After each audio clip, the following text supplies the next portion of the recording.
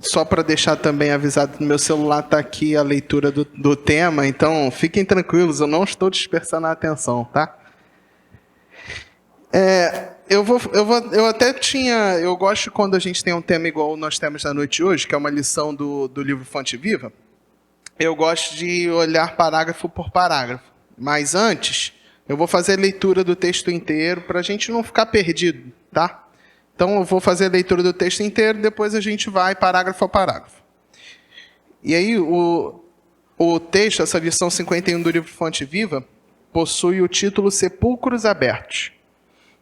E a epígrafe que o Emmanuel traz para a gente é a seguinte: a sua garganta é um sepulcro aberto. Paula, carta aos Romanos, capítulo 3, versículo 13. E aí vem um comentário do Emmanuel nesse seguinte sentido.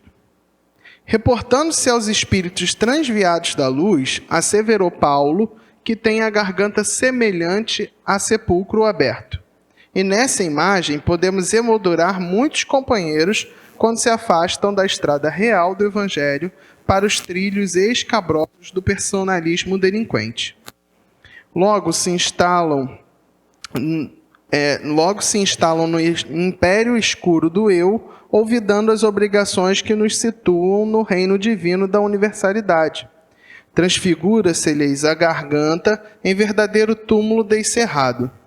Deixam escapar todo o fel envenenado que lhes transborda do íntimo, à maneira de um vaso de lodo, e passam a sintonizar exclusivamente com os males que ainda apoquentam vizinhos, amigos e companheiros.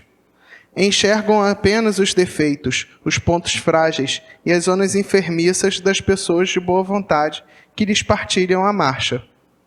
Tecem longos comentários no exame de úlceras alheias ao invés de curá-las.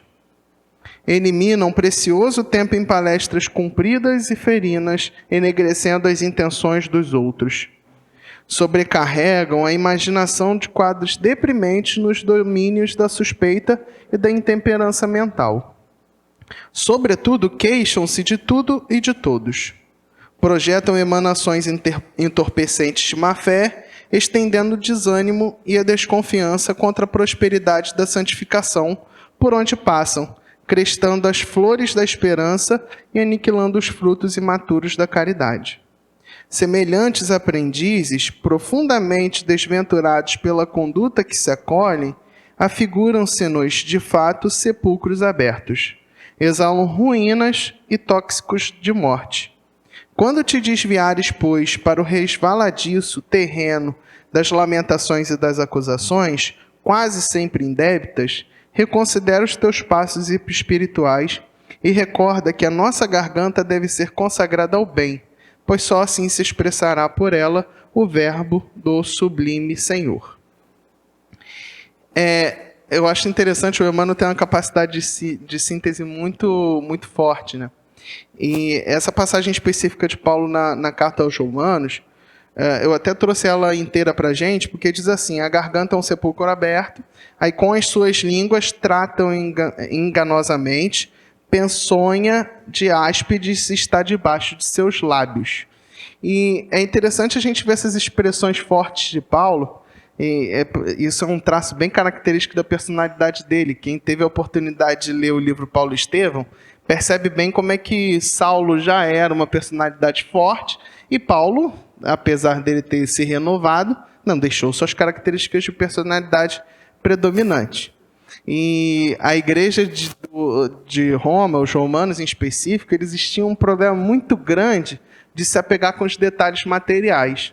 Então era questão da circuncisão, era questão do alimento, e aí surgia dentro daquela igreja, ou daquele movimento, daquele grupo, que a gente, fazendo uma leitura das cartas de Paulo, a gente tem a tendência de interpretar como igrejas, porque é o que historicamente nos ensinaram. Mas era um grupo religioso, ponto. Se a gente for parar para ler com cuidado, não são tão práticas próximas ao catolicismo como alguns pretendem dizer historicamente. Mas, enfim, isso é assunto para uma outra palestra, uma outra oportunidade futura. E dentro daquele grupo surgiam muitos daqueles que eram falsos doutrinadores, falando em nome de Deus. arrebatando mentes. Não, a gente tem que seguir esse caminho aqui. Se a interpretação fosse dúbia, se tivesse algum duplo sentido, eles iam opinar para algum dos dois lados sem antes procurar as bases, sem antes refletir sobre aquilo ali. Paulo, para escrever uma carta, era uma infinidade de reflexões que eram feitas. Ao tomar notícia dessa deturpação que era feita das leis de Deus, Paulo, quando escreve a Epístola aos Romanos, ele faz o quê? Ele coloca ainda mais vibração, ainda mais rigidez, no bom sentido, para que não houvesse possibilidade de ninguém ler aquilo ali e falar, não, mas eu acho que Paulo não quis dizer isso não, ele quis dizer outra coisa. E o que ele alerta ali era justamente isso, olha, tomem cuidado. Esse capítulo 3 da Carta aos Romanos trata especificamente daqueles que surgiam dentro da igreja de Roma como falsos doutrinadores. E falam, olha, cuidado. E totalmente inspirado naquela passagem do Evangelho segundo Mateus, a qual Jesus deixa para a gente uma fórmula. Quer entender se alguém está falando a verdade segundo Deus, observa o fruto daquela ação. Isso é uma regra que parece simples, a gente às vezes se esquece de aplicar no nosso cotidiano, mas que é valiosíssima. A pessoa está aqui falando, parece que é algo muito bom, aquilo te agrada aos ouvidos, aquilo ali para você convém. Aí você vai lá e faz o quê? Não, eu vou seguir isso aí, vou colocar em prática. Passa 3 meses ou 3 anos, vai depender de como os processos se dão, você vê que era totalmente devastador o resultado que foi feito na sua vida. Por quê? Você não parou para observar se aquele irmão colocava aquilo ali em prática, e se ele colocava, se estava dando certo na vida dele ou não. Então, quando Jesus fala assim, você conhece a árvore pelo fruto, ele não está falando propriamente dito da árvore. Está falando da gente. Você só vai conhecer um indivíduo pelos frutos que ele produz na vida dele. Ele é feliz? Apesar que a felicidade não é desse mundo, mas relativamente ele é feliz? Ele aplicando isso dá certo? Ele consegue estruturar bem a família, as relações sociais? Ele consegue ter calma, paciência? Ou pelo menos perseguir isto de uma forma mais concreta? A gente tem que observar o outro. Agora, a gente também não pode observar o outro caindo no campo da maledicência. É por isso que o Emmanuel, no livro Consolador, ele solta uma das suas pérolas quando ele diz assim, nós não temos o direito de julgar, mas nós temos o dever de discernir. O discernimento é um dever nosso. Se eu estou olhando para o meu companheiro, para a vida dele, eu tenho que discernir o que ele está fazendo de certo ou errado. Questão 903 do Livro dos Espíritos vai no mesmo caminho. Kardec pergunta, tem alguma utilidade o homem olhar a vida do outro homem, os seus defeitos? E os Espíritos respondem, se for para tirar em benefício próprio, observar o defeito para não fazer daquela forma, tem um benefício. Ele vai encontrar ali um elemento de estudo, de avanço intelectual, para quem sabe um dia virar um avanço moral. Agora, se for para faltar com a indulgência, para criticar, ele vai estar incorrendo em uma dupla falta. Que é deixar de cumprir o dever dele na encarnação, porque o tempo que você perde olhando a vida do outro, você não está vivendo a sua. E o pior, é a falta da caridade. Eu vou entrar nesse campo da indulgência um pouco mais à frente. Mas eu fiz esse preâmbulo para a gente conseguir compreender que Paulo, quando ele diz assim, a boca aberta parece um sepulcro, que é essa imagem que é feita, o que ele está querendo dizer é, quando a pessoa emite as consequências de suas reflexões, aquilo está tão viciado com a maledicência, com a crítica, com a falta de caridade, a falta de empatia, de indulgência, que não existe possibilidade na pessoa, como consequência dessas reflexões, colocar palavras que construam.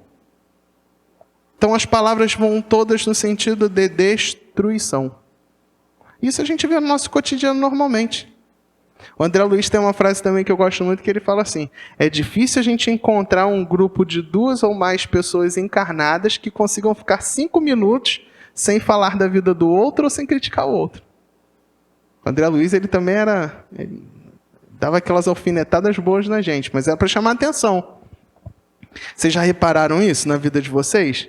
Não estou perguntando assim para colocar ninguém numa posição desconfortável, não. Isso é reflexão para a hora do travesseiro, de dormir à noite, a gente refletir sobre isso. Mas a maledicência é algo comum da gente cumprir. Só que isso, levado à última análise, pode causar um prejuízo muito grande. Vocês imaginem um trabalho na casa espírita de um estudo. Aí tem lá a pessoa que é a responsável pelo estudo. Se aquela pessoa não tiver vigilância, começar a encampar ideias que são desviadas, se não tiver cuidado com a maledicência, com a crítica, pode ser que um grupo inteiro seja... Eu não vou usar a palavra contaminado não, que eu acho muito forte. Mas pode ser que um grupo inteiro seja levado a um raciocínio equivocado, que vai demorar um decurso de tempo grande para todo mundo se restabelecer. Eu coloquei isso aqui dentro do movimento espírita, mas isso é na nossa vida cotidiana. No trabalho, na família, valores que são equivocados. A gente tem que tomar cuidado, porque a analogia que foi feita por Paulo é: essa palavra, esse verbo, ele é destruidor. Ele vai levar à falência, ao sepulcro, à morte. Aí vocês vão pensar, não, a morte do corpo físico? Não necessariamente. Mas a perda de oportunidade. O próprio Emmanuel tem uma lição nessa coleção Fonte Viva, eu não vou me lembrar exatamente a obra agora, mas salvo o melhor juízo no caminho, verdade e vida, que se chama Pontos Mortos. Em que a analogia do texto que o Emmanuel traz para a gente é o seguinte: eu encarnei aqui para trabalhar o meu egoísmo. E no meu planejamento encarnatório tinham no mínimo 10 oportunidades para eu reduzir esse egoísmo meu. O que eu fiz? Ao invés de eu construir, eu destruí. Isso pode acontecer. Aquilo ali fica como um ponto morto. Eu não consegui cumprir aquilo ali, desperdicei aquela oportunidade. Vou ter que fazer o quê? Encarnar novamente para tentar cumprir aqueles pontos, aquelas oportunidades que eu deixei de cumprir numa encarnação anterior. Não é raro isso acontecer. Eu diria, como eu tenho legitimidade de falar só de mim, vocês eu creio que sejam muito mais evoluídos nesse sentido, mas eu tenho diversas, assim, talvez mais que 90% das oportunidades minhas são desperdiçadas, que as oportunidades são cotidianas e não são todos os dias que a gente está ali vigilante, forte. Então a gente tem que começar a tomar cuidado.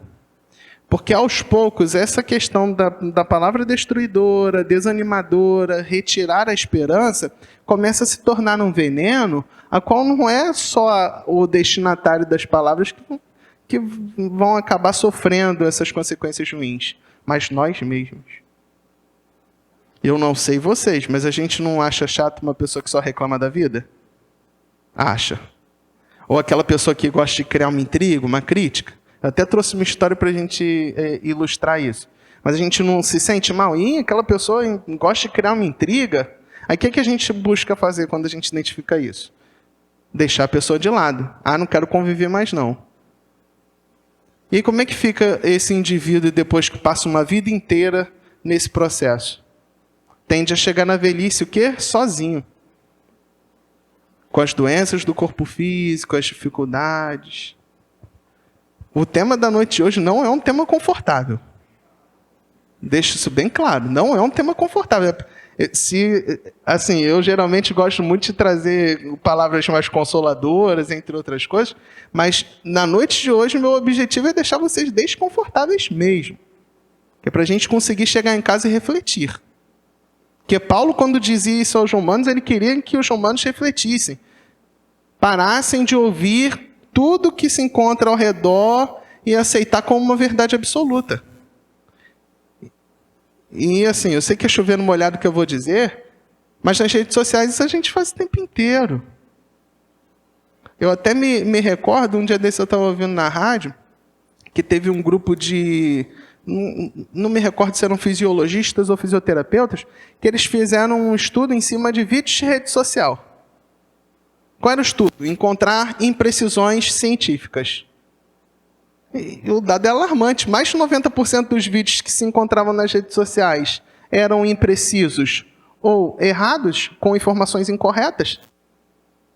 Então, nós estamos expostos a mais, pelo menos nessa área. Pode ser que em outras a porcentagem seja menor. Não estou aqui querendo generalizar. Mas a gente tem que tomar um cuidado com isso.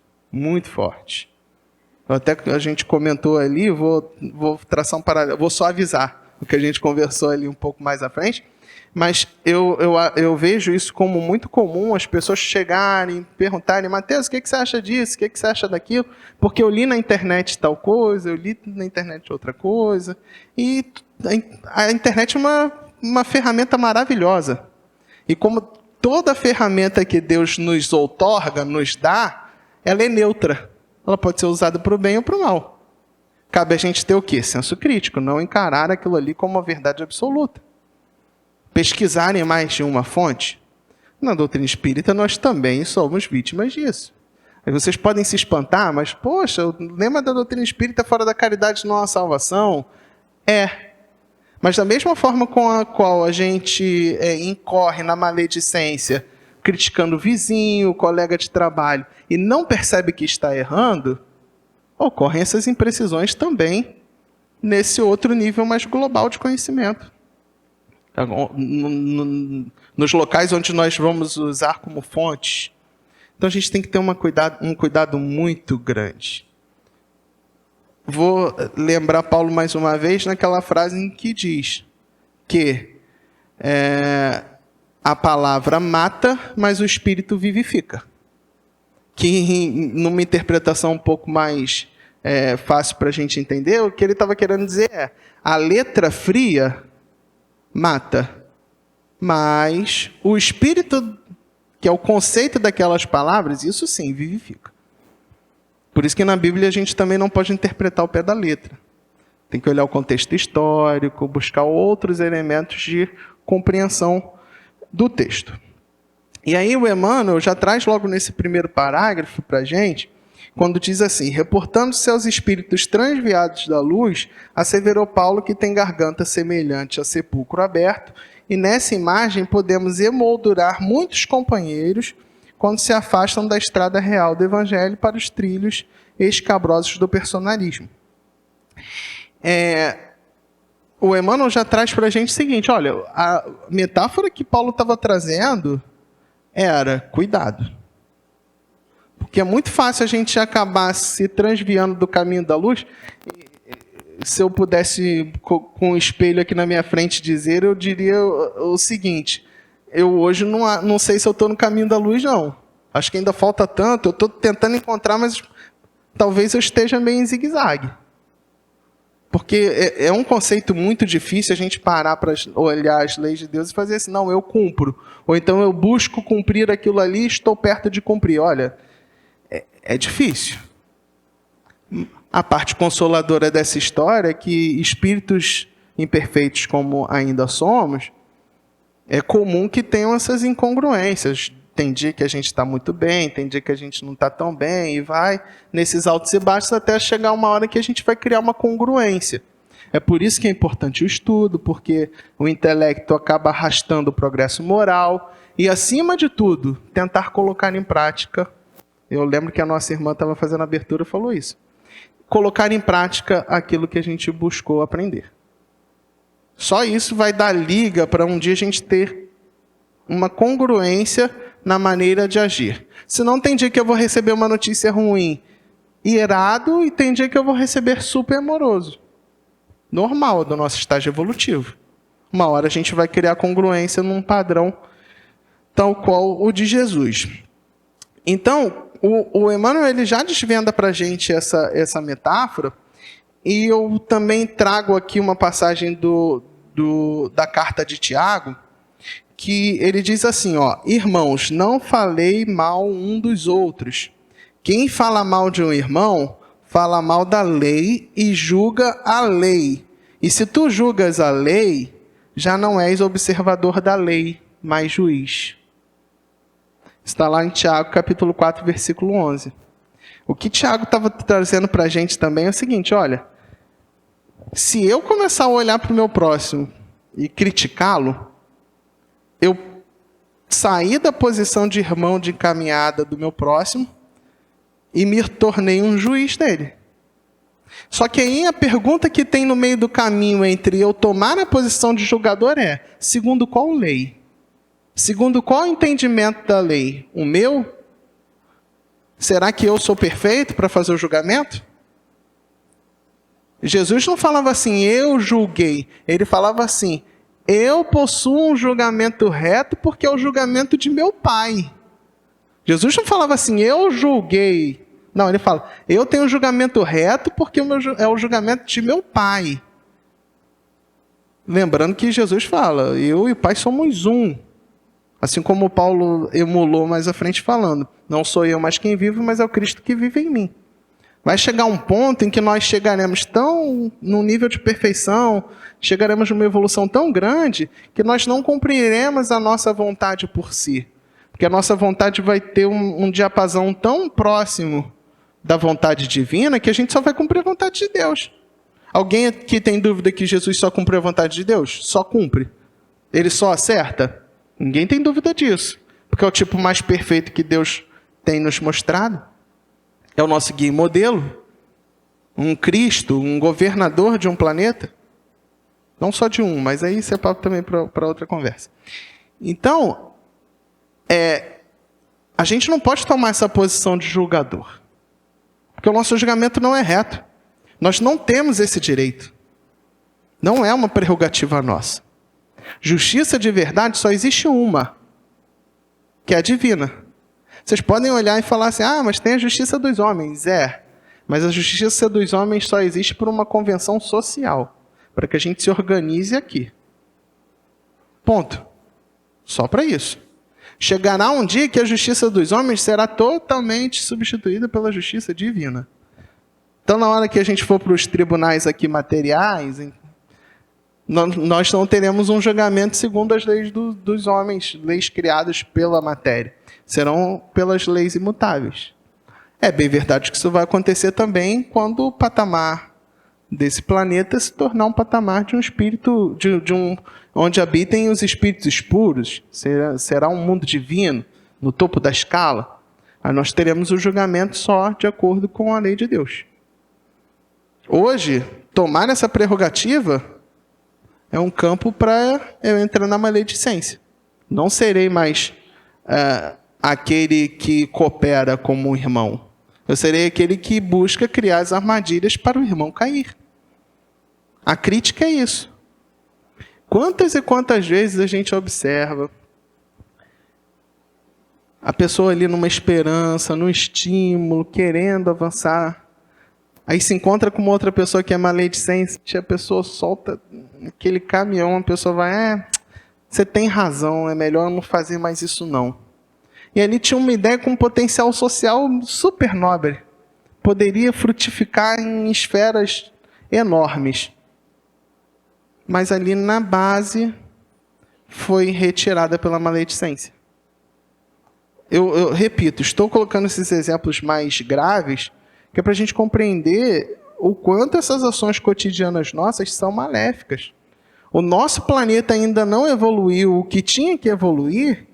Afinal de contas, quando Jesus passou, era uma proposta de transição planetária. O Evangelho de Deus que Jesus trouxe, sendo ele a carta viva desse Evangelho, já era uma proposta de transição. Naquele tempo, já era para a gente ter alcançado uma regeneração. Estamos aqui mais de 2000 anos depois falando de transição planetária. Alguma coisa deu errado nesse caminho aí. Aí eu vou culpar a Deus e a Jesus? Não. Eu vou culpar as nossas ações. Que somos nós que estamos aqui encarnados ou desencarnados ligados a esse planeta. Então a responsabilidade é nossa. E a gente continua achando que Ah, não tem problema fazer uma criticazinha aqui ou fazer uma fofoquinha ali. Não tem problema não. Isso é... Ou então a gente faz assim. Ah, não estou falando mal não, só estou falando a verdade. Verdade para quem? Para você. A gente não sabe quais são os sentimentos que o outro está passando. Não sabemos se nas mesmas condições que aquele espírito que eu critiquei, eu não faria o mesmo ou pior. Então a gente tem que ter cuidado com relação a isso. E aí prossegue o Emmanuel. Logo se instalam no império escuro do eu, olvidando as obrigações que nos situam no reino divino da universalidade, transfigura-se-lhes a garganta em verdadeiro túmulo descerrado. Deixam escapar todo o fel envenenado que lhes transborda do íntimo, à maneira de um vaso de lodo. E passam a sintonizar exclusivamente com os males que ainda apoquentam vizinhos, amigos e companheiros. E aí tem até uma frase do André Luiz que eu também acho interessante, que ele diz assim: não adianta ter a boca perfumada. É preciso utilizá-la para não ferir.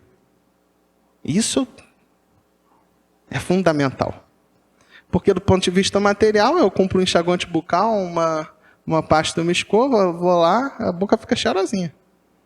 Inclusive, geralmente, e isso é uma característica geral dos falsos profetas, eles aparentam serem limpinhos, cheirosinhos, ou bonzinhos, organizadinhos.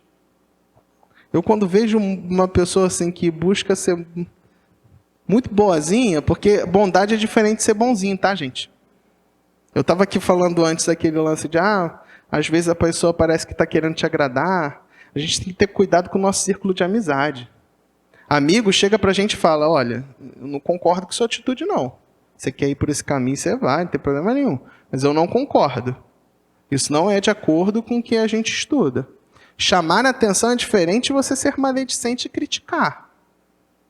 Inclusive o indulgente, que é aquele que não critica, ele faz de forma velada essas observações, é um dever. Então a gente tem que tomar cuidado com a pessoa boazinha. Porque o bonzinho ele só vai falar tudo para te agradar, vai fazer tudo para te agradar. E aí vai acontecer igual Jesus falou: cego guiando cego, ambos caem no fosso. Não. Vamos com cuidado, com calma. Se eu sou amigo de uma pessoa, eu vou alertar a pessoa. Amigo não é aquele que cumpre o papel de, no momento bom, dar um tapinha nas minhas costas e dizer: isso, vai lá. Não. É aquele que está no momento ruim e falar assim: ó, você viu, você errou. Vamos lá? Vamos levantar? Vamos tentar fazer diferente? O bondoso ele vai fazer isso. Ele não vai passar a mão na cabeça da pessoa. Quem tem bondade, ele não vai passar a mão na cabeça da pessoa. O bonzinho vai, o bondoso não. Ele vai falar: não concordo, não era para ter sido assim. Mas vamos lá. Ao invés de julgar a pessoa, como nós fazemos na maledicência, ele vai discernir sobre aquele ato. Porque nós não somos uma ação ou uma encarnação só. Nós somos um complexo de experiências. Hoje eu estou aqui numa posição, mas aquilo ali não me define. E nas outras anteriores eu estava em posições totalmente diferentes do que aquela que eu estou hoje. Então eu sou o quê? Eu sou o passado ou sou o presente? Ou o futuro? Não, eu sou a reunião dessas experiências que vão criar uma personalidade, sentimentos, intelectualidades voltadas a certos pendores. Isso é o resultado de experiências comuns que nós passamos. Então eu não sou o presente, não sou o passado, eu sou isso reunido, que vai culminar no espírito imortal. E aí, quando o Emmanuel traz para a gente essa ideia de que a gente acaba entrando no império escuro do eu, é porque o maledicente ele tem uma dose de egoísmo tão grande que ele esquece os seus próprios defeitos, como se perfeito fosse, para imputar nos outros os defeitos que ele mesmo tem. O Emmanuel, no livro Pensamento e Vida, tem um capítulo que ele chama de Espelhos, em que ele diz para a gente assim: a mais das vezes, aqueles vícios que nós criticamos no próximo dentre pouco tempo nós começamos a repeti-los. Então eu posso passar na rua, olhar para uma pessoa e falar assim, detesto o jeito que essa pessoa anda. Eu já fixei um ponto ali. Aí no dia seguinte eu faço. Daqui a um decurso de tempo que não é muito grande, eu vou estar andando igual aquela pessoa, não vou perceber que eu estou andando o mesmo jeito de andar daquela pessoa e vou continuar criticando ela. Aí a gente faz assim, mas aquela pessoa é tão negativa, só fala problema. Aí na nossa vida a gente faz o quê? Só fala de problema, não foca no otimismo e não percebe isso. Porque a gente acaba criando um espelho. Não era melhor não criticar? Que aí a gente não traz isso pra gente? Era. Aí vai também de um dever de vigilância. Eu sei que é difícil, gente, eu sei. É muito difícil, muito. Mas a gente tem que ter uma boa vontade de se esforçar para conseguir cumprir. Enxergam os defeitos e pontos frágeis e as zonas enfermiças das pessoas de boa vontade que lhes partilham a marcha. Tecem comentários no exame de úlceras alheias ao invés de curá-las. E aqui é o ponto que eu queria tratar da indulgência. Esse lance de olhar as zonas enfermiças, criticar os defeitos do outro, faz um contraponto muito forte com a virtude que a indulgência é. E isso é um problema natural de todos os vícios e de todas as virtudes. Se a gente pudesse fazer uma concorrência, nós observaríamos que onde há uma virtude, não há um vício correspondente àquela virtude. Então, onde existe a paciência, não vai ter o quê? A ira. Onde existe o egoísmo, não vai ter a caridade. São coisas conflitantes. E, desta forma, a maledicência está como um contraponto à indulgência. E aí a gente também tem um conceito popular, e é importante a gente estudar o Evangelho segundo o Espiritismo, porque lá estão todas as virtudes pormenorizadas, explicadas, debatidas, pronto para que a gente coloque isso no nosso intelecto e busque colocar em prática também. E aí, quando a gente observa a indulgência no Evangelho segundo o Espiritismo, a gente vê que a conotação é totalmente diferente do que a conotação normal que a história criou para a gente no popular. Porque a gente, quando ouve a palavra indulgência, lembra logo do quê? Da Igreja Católica, que vendia indulgência para remir pecado, ou seja, eu era pecador, dava um dinheiro para a igreja, dava um bem para a igreja falava, olha, seus pecados estão redimidos. Não era igual hoje em dia, não, que quem é católico vai lá e se confessa com o padre. Antigamente não era só assim, não. Você tinha que dar dinheiro, tinha que pagar da terra, para você ter seus pecados remidos, que é a palavra que eles usam para dizer que você não tem mais o pecado. Que a gente sabe que, em tese, não é a palavra de um outro ser tão imperfeito quanto eu que vai me tirar do pecado. Mas tudo bem, isso também é um assunto para uma outra abordagem no futuro. Então a gente tem logo essa ideia de pensar que indulgência é isso. Mas indulgência não é eu comprar um pedacinho do céu. Não é eu pegar coisas materiais e dar em troca dos meus pecados. Quantas vezes a gente precisa de algo na vida, a gente faz uma prece dizendo assim, ai meu Deus, eu prometo que eu vou fazer tal coisa se eu conseguir resolver esse meu problema. Eu não sei vocês, mas Deus sendo todo-poderoso, a soberania de tudo, você acha mesmo que algo de material que você vai oferecer vai fazer com que a vontade de Deus se estabeleça? Isso não faz sentido. Nenhum. Sentido zero. Então, a indulgência não é essa troca material. Então, o que a doutrina espírita ressignifica para a gente? A indulgência é quando um indivíduo cria um olhar sobre a vida e sobre as outras pessoas que estão vivenciando junto dele, um olhar não crítico, um olhar não violento, não agressivo. O indulgente é aquele que, quando o outro age com as suas imperfeições, ele não enxerga as imperfeições. Ele enxerga só o lado bom daquela pessoa. Ou quando observa, porque por vezes não tem como deixar de observar essas imperfeições, ele não leva aquilo ali a cabo de uma fala negativa, de um julgamento. Então, para que a gente consiga trabalhar com a virtude que a indulgência é, a gente precisa mudar uma ótica de vida. Eu tenho que parar de procurar o defeito do outro, parar de querer enxergar o defeito do outro, e quando eu enxergar, eu não devo criticar aquele defeito. Ou quando no limite, que é aquele caso que a gente vê que o amigo está caindo no fosso e a gente não quer que ele caia, no limite, o que o indulgente faz? Ele chama para uma conversa velada. Sabe o que significa? Kardec usa esse termo mesmo, conversa velada. Sabe o que significa? É o famoso chama no cantinho, sem ninguém ver, só eu e você, e fala: meu amigo, eu acho que esse caminho aí, ele não vai ser muito bom não. O que você acha? Não dá para refletir sobre isso? Ou então, lê isso aqui, olha aqui o que Jesus fez, para ver se a pessoa toma um choque e vê que ele está agindo ao contrário. O indulgente nunca vai chegar e vai falar assim: ô seu egoísta, você não está vendo como é que você está fazendo? Não. A comunicação do indulgente ele é totalmente não violenta. Ele se abstém de querer violentar a mente do outro.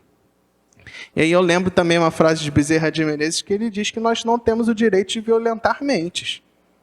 E por vezes a gente quer tanto impor a nossa verdade, o nosso entendimento, o nosso querer, que a gente acaba violentando a mente do outro. Isso é muito comum de acontecer em casa espírita. A pessoa entra aqui cheia de problemas, aí vai para um atendimento fraterno. Se aquela pessoa não estiver preparada para ouvir, pode ser que ela comece a falar. E o falar no atendimento fraterno é complicado. Porque se ela começar a falar e começar a despir a pessoa totalmente daquelas ações, por mais que a gente enxergue que não são ações consonantes com Jesus, com Deus, a gente não pode de primeira desconstruir aquela ideia de vida inteira da pessoa. Porque senão a pessoa vai fazer o quê? Vai perder a sua identidade?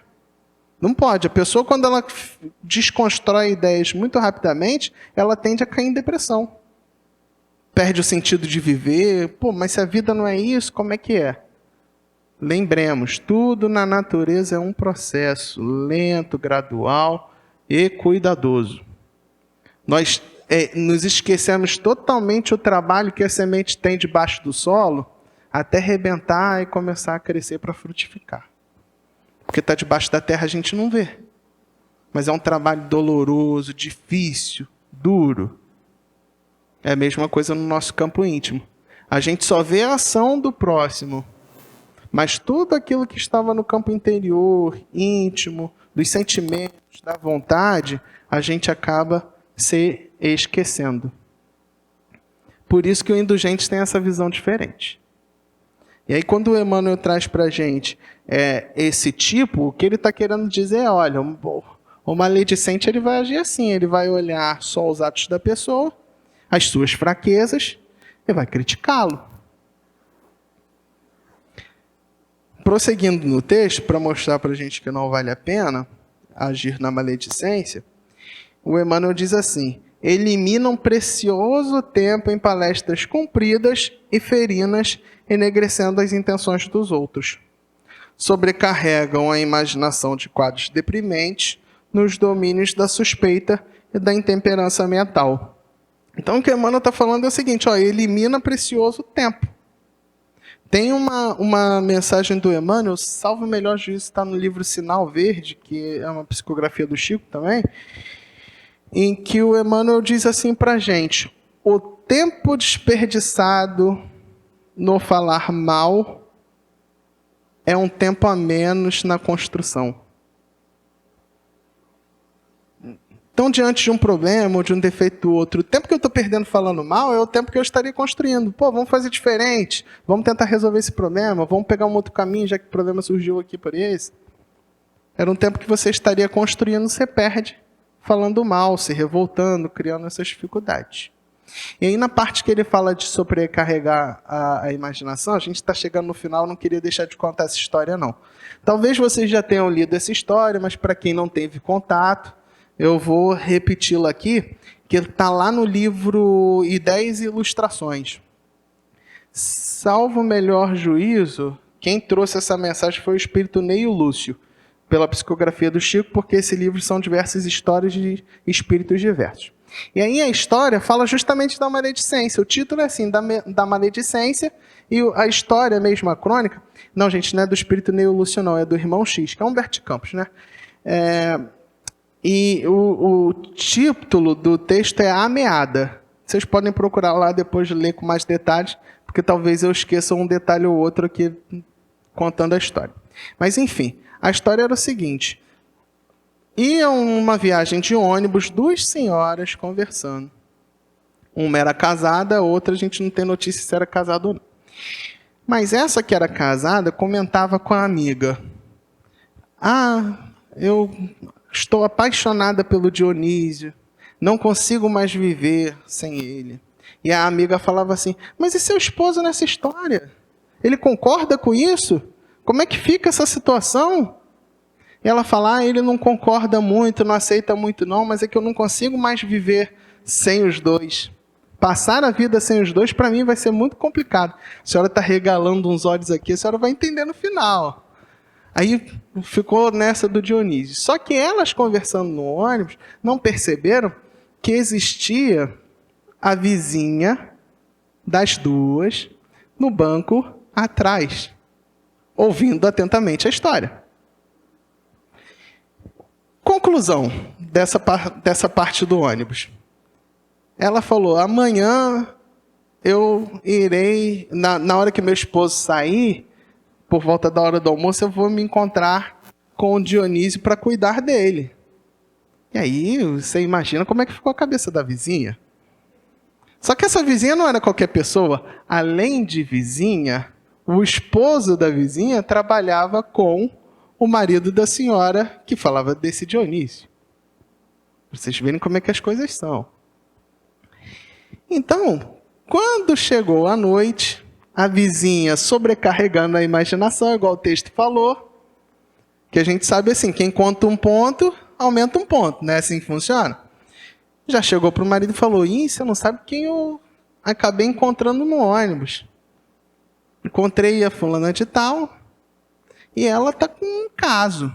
Inclusive, um dia desses eu vi, num ponto de ônibus, ela conversando com um rapaz bem apessoado, e estava marcando um encontro com ele, porque ele disse que iria ligar para ela. Ali se estabeleceu o quê? A fofoca, certo? Então, o que o esposo dela fez? Não, mas o esposo dela é meu amigo, meu colega de trabalho, eu não vou fazer isso não. Eu vou ter que contar para ele a verdade. Vai me doer muito, mas eu vou contar que ele está sendo traído. No dia seguinte, o esposo da vizinha foi até o esposo dessa senhora que amava o Dionísio. Eu não vou me lembrar exatamente o nome delas, por isso que eu não estou usando o nome, tá? E na história vocês procurem lá no livro que vocês vão ver.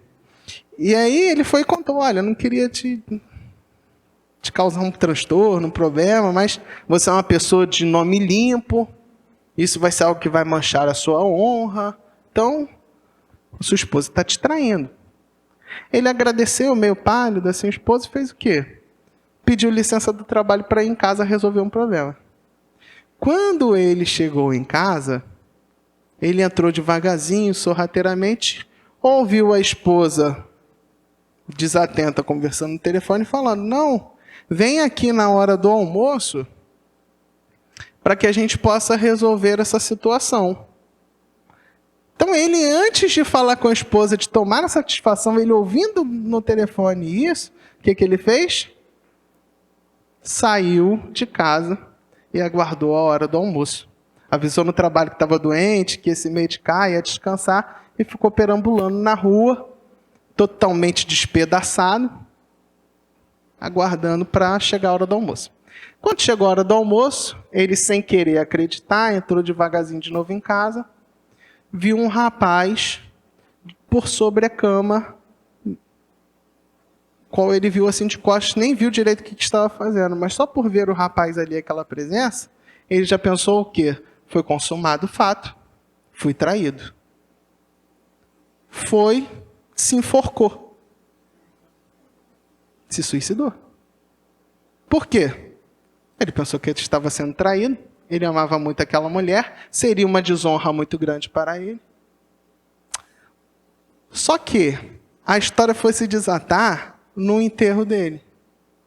Porque a esposa deixou de público e descobriu depois a história toda, pelas fofocas que foram feitas, que ele se matou porque ele estava se sentindo traído por ela. Só que o rapaz que ela encontrou no ponto de ônibus era um médico veterinário. E o Dionísio era um gatinho que o esposo não gostava de gatos e ela estava cuidando. Ele estava doente. O rapaz que estava lá também no horário de meio-dia, também não era um médico veterinário. Foi um colchão que ela tinha comprado de molas para fazer uma surpresa para o marido à noite, quando ele chegasse em casa, e o rapaz estava lá colocando o colchão. O Dionísio era o gato. O rapaz que falou com ela no ponto do ônibus era o médico veterinário que estava marcando para tratar do gato. E o rapaz que estava dentro da casa dele era só o entregador do colchão. E aí, você sabe o que essa vizinha falou no enterro? Mas que besteira, esse homem foi precipitado, se matou por uma besteirinha de uma fofoca. Tem noção dos débitos que um espírito contrai ao cometer o suicídio? É bem verdade, a gente não sabe se essa história é verídica ou não, mas eu creio que tenha sido, isso pode acontecer naturalmente, não é algo tão absurdo. Mas é claro que essas histórias, elas colocam para a gente, assim, em última análise mesmo, que é para a gente refletir sobre o assunto. Até que ponto vai o impacto da nossa maledicência? A gente continuar cumprindo com esse distúrbio. A história é forte, por vezes ela é engraçada, mas ela tem um tom de fazer com que a gente reflita justamente sobre esses encargos da imaginação. Porque a gente começa a olhar o defeito do outro, a gente começa a conjecturar em cima daquilo ali também. E fulano de tal é assim, porque na casa dele deve ser isso, deve ser aquilo. Aí conta para o outro, e eu acho que é isso, eu acho que é aquilo, aí daqui a pouco se instala uma fofoca. O Emmanuel também trata sobre isso no texto, porque o texto prossegue dizendo assim: sobretudo queixam-se de tudo e todos, projetam emanações entorpecentes da má-fé, estendendo o desânimo e a desconfiança contra a prosperidade da santificação por onde passa, crestando as flores da esperança e aniquilando os frutos imaturos da caridade. Semelhantes aprendizes profundamente desventurados pela conduta que se acolhem, afiguram-se-nos, de fato, sepulcros abertos. Exalam ruínas tóxicas da morte. Então, a conclusão que o texto vai fazendo é de que, além de ser muito ruim para o próximo, com o passar do tempo, de você criar essa rotina, você também acaba se envenenando com a sua própria maledicência. E quando você menos perceber, você já não é mais capaz de construir. E isso é uma dificuldade muito grande. Muito. Como eu estava falando anteriormente, e o exemplo cabe, nós temos que compreender que, encarnados aqui no planeta Terra, o nosso objetivo não é, de maneira nenhuma, observar o próximo. É observar a nós mesmos. Porque se eu começar a viver a vida do outro, eu vou deixar de viver a minha. E eu mesmo vou me intoxicar com este veneno. Porque, passado um tempo, eu não vou ser mais capaz de olhar o lado bom dos meus familiares. Eu não vou ser mais capaz de olhar o lado bom dos meus amigos. E de excessivamente criticá-los, eles não vão olhar mais o meu lado bom também. Eles não vão mais querer conviver comigo. E aí se instaura o que nessa dificuldade que se cria? A pessoa vai passando o tempo, de tanto se queixar, ela vai se sentindo cada vez mais sozinha. E como todo afastamento da lei de Deus, isso vai gerar desgosto da vida. Eu quero aproveitar esse pedaço porque na história falou da questão do suicídio, a gente tem que compreender que o Livro dos Espíritos traz para a gente uma forma bem clara, que o desgosto da vida é oriundo da falta de trabalho. E trabalho não é o trabalho material que nós temos, o emprego, isso é emprego. Não é do emprego ou da carreira que nós temos. Trabalho para a doutrina espírita é toda ocupação útil. E nem sempre o nosso emprego é uma ocupação útil. Eu posso fazer aquilo ali sem querer, enfim. E por aí vai. Mas, a partir do momento em que eu começo a trabalhar com os vícios e não com as virtudes, eu deixo de realizar um trabalho útil comigo mesmo. E a ausência desse trabalho útil vai me gerar um desgosto da vida. Inevitavelmente eu vou cair num campo depressivo. A vida sem sentido, para que eu vou continuar vivendo? E isso vai culminar o quê? No suicídio. Se nós ainda não estamos próximos de chegar no nível em que o suicídio causado pela doença depressão vai chegar a um nível epidemiológico, de epidemia. Se já não chegou, está muito próximo. Que eu lembro que em 2019 ou 2020, já tinha um estudo falando que tinham números próximos de ser uma epidemia, o suicídio no mundo. Em diversas localidades se vislumbrou uma epidemia. Pode se tornar uma pandemia, que é a nível global. Como é que a gente previne isso? Dando sentido para a vida. Mas a vida só tem sentido de verdade se a gente encontrar no propósito dela os propósitos do espírito imortal. Porque não há ninguém que se sinta feliz retendo só para si riquezas, acumulando só para si os bens materiais. Aquele que busca viver só sozinho. Aquele que deseja se apartar, se afastar do mundo. Esse tem uma tendência muito forte de cair nesse campo depressivo. Agora, quando a gente compartilha, quando a gente se aproxima do outro para conviver independente das dificuldades, a gente tende a entrar no estágio de felicidade, por mais difícil que seja. Quem aqui não gosta de reunir as pessoas e ofertar aquilo que tem de melhor? A gente não fica se sentindo bem? Quem já realizou um trabalho de assistência sabe que a caridade, na verdade, é conosco. Quando a gente termina o trabalho, nós somos os maiores beneficiados, não o outro que está recebendo as coisas materiais, não. Ele está suprindo ali a necessidade daquele momento, enfim. Mas nós somos os maiores beneficiados. Por que isso? Porque quando nós fomos criados simples e ignorantes, nós fomos criados consciências espirituais. E a lei de Deus está gravada onde? Na consciência. O Livro dos Espíritos traz isso de uma forma muito clara. Kardec perguntou, onde está escrita a lei de Deus? Os Espíritos respondem, na consciência. Agora, acessar essa consciência nem sempre a gente consegue fazer bem. Para a gente conseguir acessar bem essa consciência, onde está a lei de Deus, nós precisamos trabalhar as nossas virtudes e também ativar a potência da alma, que é a vontade, né? Querer, ter vontade de alcançar ali. Se a gente continuar perdendo tempo na destruição, nós nunca vamos construir o cumprimento da lei de Deus. E longe da lei de Deus, se eu me colocar na posição de juiz, ao invés de eu fazer um bem, vou fazer um mal e criar mais débitos para mim. Lembrando que nós não sofremos pelos males que nós cometemos, e sim pelo nosso grau de imperfeição. Então eu espero que a gente consiga, pelo menos na noite de hoje, que eu sei que amanhã pode ser que a gente se esqueça de tudo que a gente falou aqui, mas que pelo menos na noite de hoje, quando a gente for deitar, fazer as nossas preces, que a gente reflita sobre isso. E amanhã a gente torne isso no estímulo para sermos menos maledicentes, menos críticos, mais afáveis, mais indulgentes.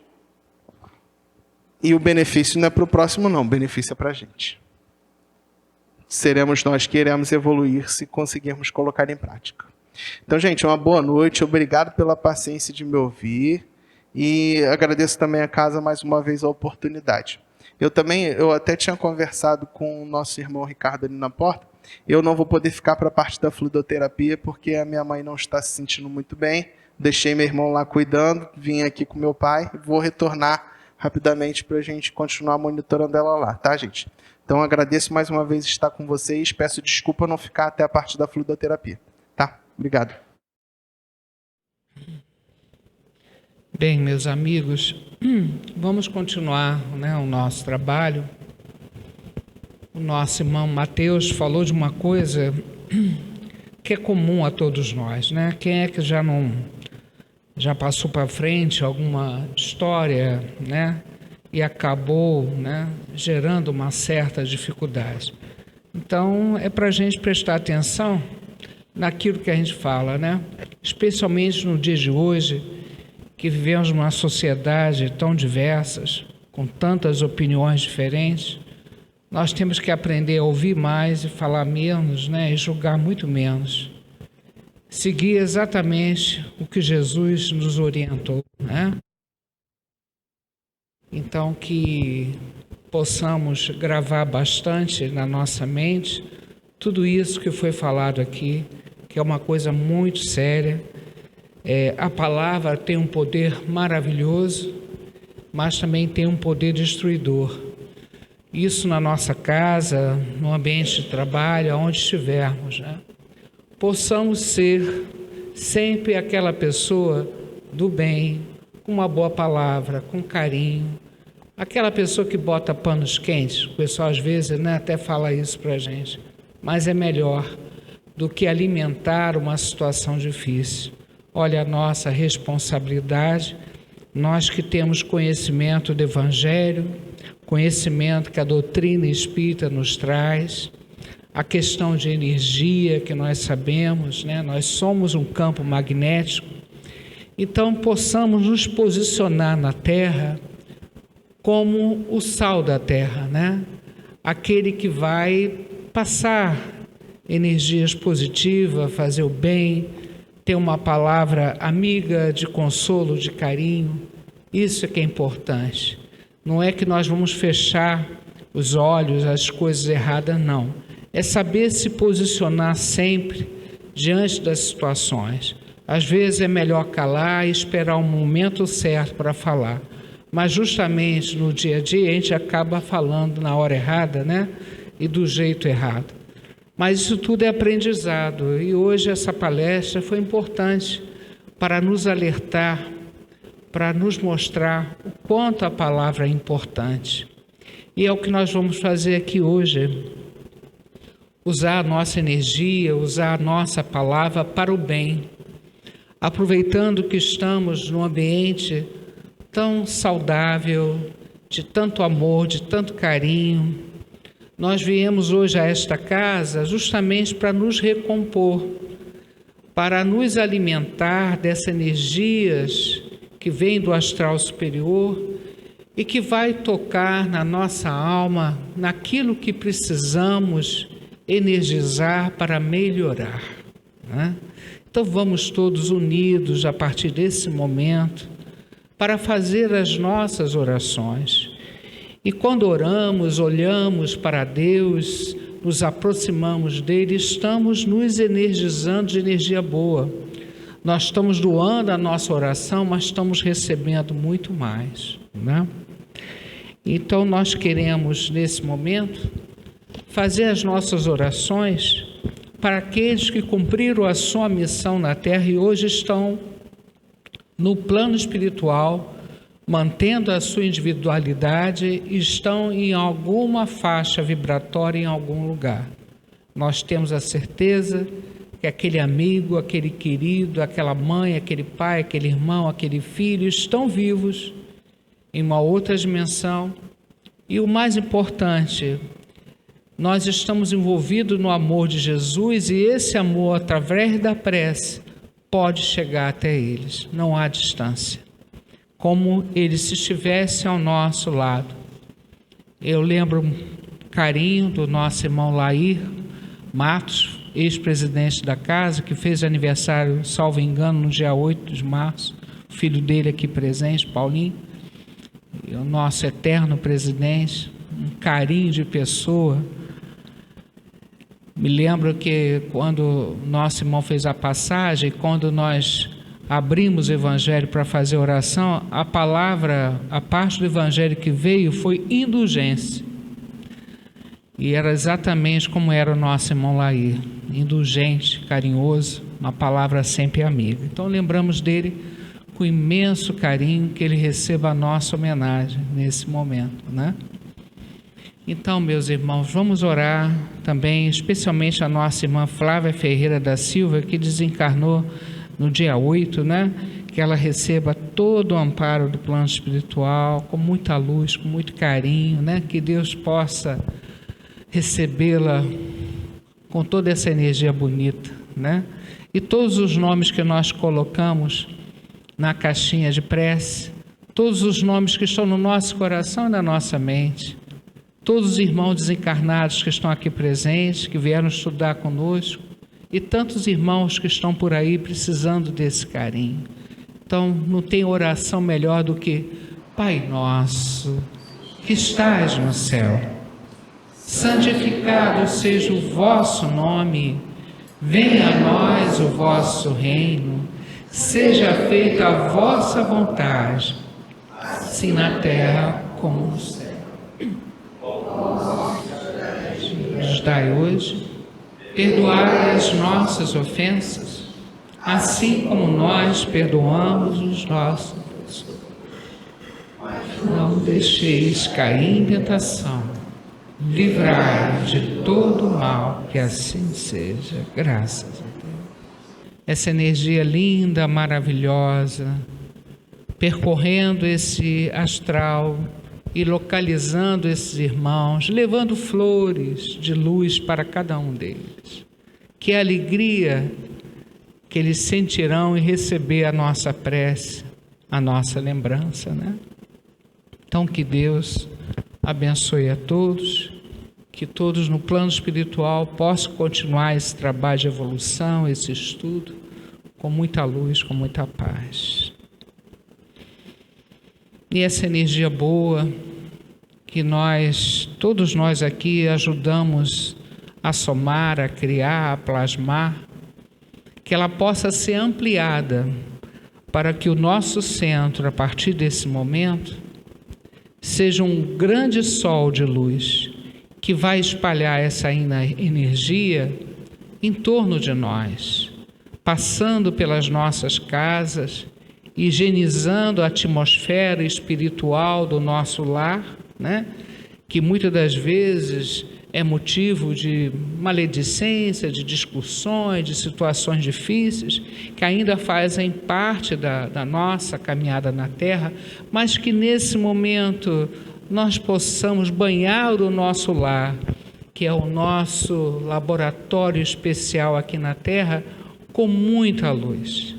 Que essa luz de Jesus entre pela porta da frente e limpe toda a casa espiritualmente, harmonize as pessoas que lá estão, leve muita luz para a nossa casa, né? Para todos os endereços que nós colocamos na caixinha de irradiação.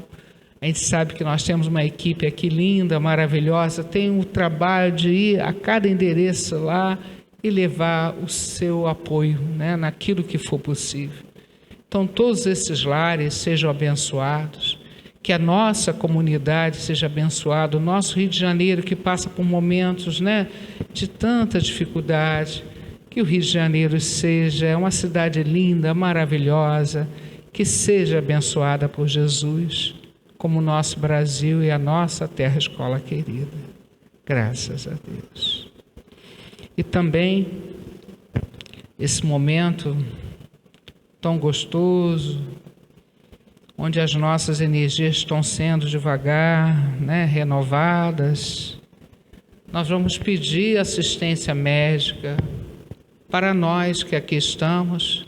Como disse o nosso irmão Mateus, somos espíritos ainda imperfeitos, mas se reconhece o verdadeiro espírita pelo esforço que ele faz para domar as suas más tendências.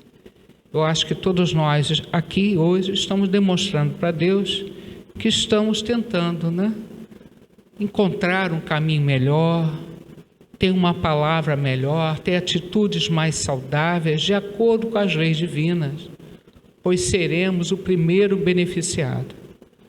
Então, nesse momento, nós queremos pedir à Falange Médica do Espaço, comandada por Bezerra de Menezes, que nos atenda dentro do possível, que atenda a todos os nomes que nós colocamos na caixinha de visita médica. Lá eu quero pedir especialmente para a nossa irmã Manuela, na rua Francisco Fragoso 15, apartamento 403, que ela melhore, né?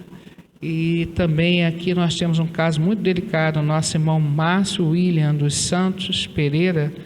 Ele está no Hospital Souza Aguiar, na Sala Vermelha. Ele sofreu um acidente de carro e está numa situação muito delicada. Que Deus ilumine os médicos que estão cuidando dele e abençoe o nosso irmão, né? Que as nossas águas do ambiente sejam fluidificadas, né?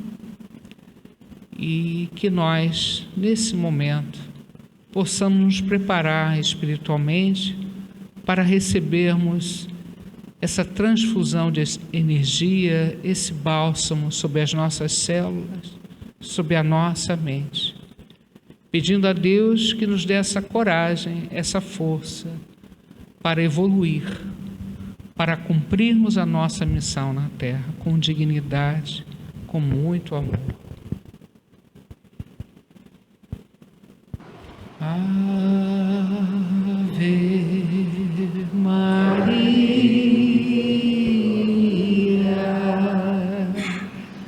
Virgem do céu, Santa de amor, em teu olhar toda a magia da luz que brilha do olhar do Senhor. Venha a nós a graça que esplende de vós. Venha a nós vosso amor. Dai-nos paz, amor e felicidade. Aqui na terra onde andamos ao léu, fazei triunfar no mundo a verdade. Ó vós que sois a rainha do céu,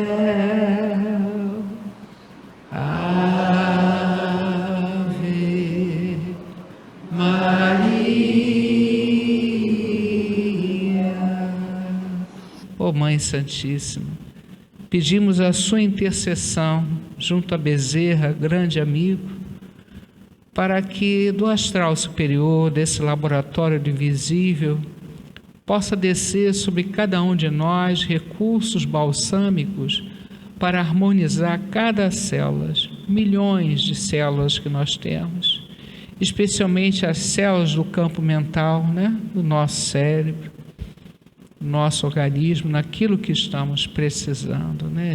Essa bênção, esse carinho. E pedimos por todos os nomes que nós colocamos com muito carinho naquela caixa, né, de visita médica, pedindo pelos irmãos que estão nos hospitais, nos asilos, orfanatos, pedimos pelos irmãos que estão pela rua em situação tão delicada, especialmente, né, na área mental.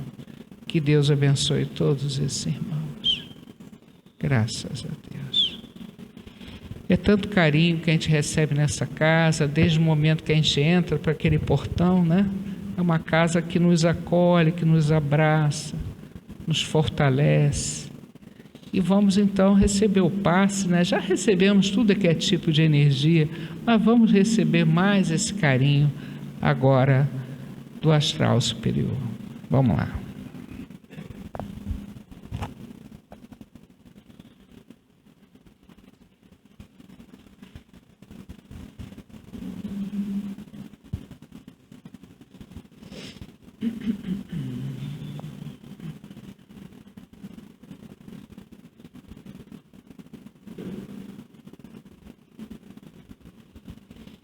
nós pedimos aos passistas do plano espiritual que transmitam essa energia nos campos de força de cada irmão aqui presente, energias de reequilíbrio, de paz, a começar pelo centro coronário, né? E distribuindo para todos os centros de força do nosso corpo, para que possamos sair daqui com eles brilhando, né? Com a graça de Deus. Senhor, tua luz traz imensa paz. Tu és a verdade, o caminho, porto seguro das aflições, amparo ao sofredor. Suave é o jugo do teu amor, ó bondoso Senhor. Suave é o jugo do teu amor, ó bondoso Senhor. Essa bondade do Pai realmente é infinita, a começar pela vida que Ele nos deu a oportunidade de viver na Terra para mais uma etapa de evolução. Possamos valorizar cada minuto de vida aqui na Terra e aproveitar para estudar, trabalhar, fazer o bem. Sejamos uma pessoa do bem, sejamos uma pessoa que vive com Cristo no coração, né? Apesar de todas as nossas dificuldades, mas nós temos luzes, nós temos muita capacidade, precisamos acreditar nisso. Somos filhos de um Pai misericordioso, amoroso, que nos deu a vida. Eu agradeço a Deus a oportunidade de estarmos aqui hoje, aos mentores da casa, ao grupo dos 100 trabalhadores que existe nessa casa, a oportunidade de pedir, como sempre, pela nossa comunidade, pelos nossos lares, pelo nosso Rio de Janeiro, nosso Brasil, a nossa terra, escola, todo o universo. Gratidão deve ser sempre a nossa palavra de ordem. Agradecer a tudo, até pelas dificuldades. Possamos sair hoje daqui mais tranquilos, conscientes do nosso papel aqui na Terra e procurando sempre fazer o melhor, sem desanimar diante das quedas que ainda fazem parte da nossa vida, mas buscando sempre levantar e seguir em frente. Eu agradeço a presença de vocês, vocês ajudaram a formar essa energia e queremos lembrar o recado que eu dei na semana passada sobre o asilo das vovozinhas, muito conhecido na Avenida Suburbana, ali na rua... Eita, não, esqueci. Do lado do ADN, né? É um asilo da União Espírita Suburbana. Eles estão prestes a fechar o asilo. Então, eles estão pedindo ajuda, qualquer ajuda. Eu não sei se conseguiram colocar o cartaz ali fora, mas eles divulgaram um número de conta corrente, Pix, essas coisas, né? Que o dinheiro ainda faz falta, eles têm que pagar o profissional, tudo é pago lá, né? Os profissionais, enfermeiros, os auxiliares, todos são pagos, isso custa bastante, né? Então, que Deus ilumine, né, a União Espírita Suburbana, o asilo, para que eles não fechem, que eles continuem fazendo esse trabalho, né? E quem puder ajudar seria legal. Lembrar vocês da sessão de quinta-feira, às 3 horas, uma sessão como essa. Quem não pode vir à noite, pode vir na quinta-feira. Quem puder vir nas duas, melhor ainda, né? E no sábado, primeiro sábado de abril, é nossa operação espiritual, que é feita à distância. A inscrição ainda pode ser feita na secretaria. E lembrar vocês que a importância de estudar a doutrina espírita, que quando você tem uma base forte de entendimento da doutrina e das leis de Deus, a gente pode ler qualquer coisa e identificar aonde está o problema, né? Porque assim como qualquer religião, a religião espírita também passa por, às vezes, algumas dificuldades, interpretações erradas, e nós precisamos manter essa união da nossa doutrina espírita tão linda, maravilhosa, estudando Kardec, que é a base. Então, na casa existem vários cursos, né, online e presenciais, que vocês podem se informar e participar. Viu, gente? Uma boa noite e até a próxima, se Deus quiser.